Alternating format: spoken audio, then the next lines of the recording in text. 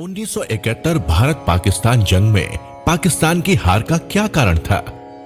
भारतीय सेना का सिखों की वीरता से कभी सीधा वास्ता नहीं पड़ा। इसलिए भारतीय सेना का एक अभिन्न अंग होते हुए भी वो सिखों के शौर्य से अनजान ही रही। ये बात अपनी पुस्तक क्राइसिस ऑफ लीडरशिप में पाकिस्तान के रिटायर्ड मेजर जनरल मुकीम खान ने लिखी है।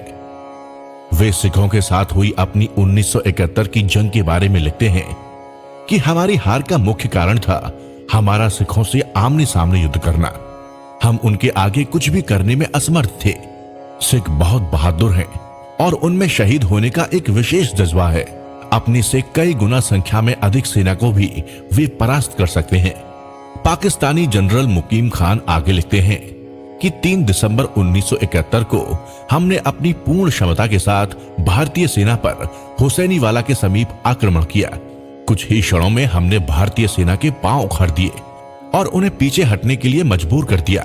उनकी महत्वपूर्ण सुरक्षा चौकियां अब हमारे कब्जे में थीं।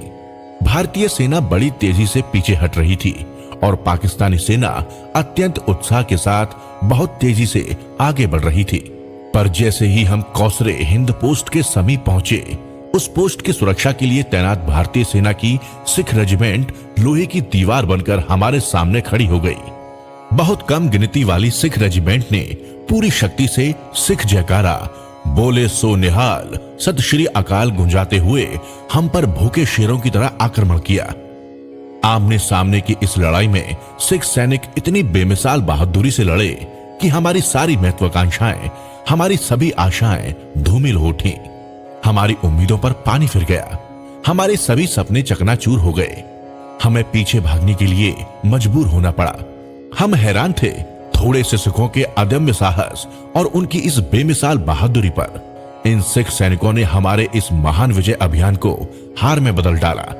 ऐसा ही हमारे साथ बांग्लादेश में भी हुआ था।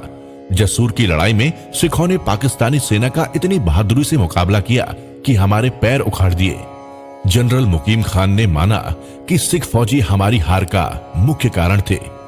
सिखों का शहीदी के प्रति प्यार और सुरक्षा के लिए मौत का उपहास तथा देश के लिए सम्मान उनकी विजय का एकमात्र कारण बने।